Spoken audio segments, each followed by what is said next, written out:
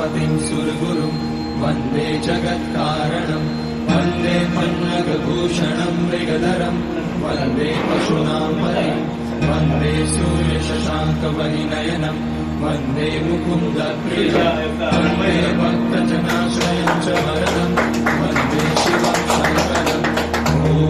मृत्युञ्जयाय रुद्राय नीलकण्ठाय शम्भवे अमृतेशाय शर्वाय महादेवाय ते नमः। उमापतिं सुरगुरुं वन्दे जगत्कारणं वन्दे पन्नगभूषणं मृगधरं वन्दे पशूनां पतिं वन्दे सूर्यशशाङ्कवहिनयनं वन्दे मुकुन्दप्रियं वन्दे भक्तजनाश्रयं च वरदं वन्दे शिवं शङ्करम् ॐ मृत्युञ्जयाय रुद्राय नीलकण्ठाय शम्भवे अमृतेशाय शर्वाय महादेवाय ते नमः। वन्दे देवोमापतिं सुरगुरुं वन्दे जगत्कारणं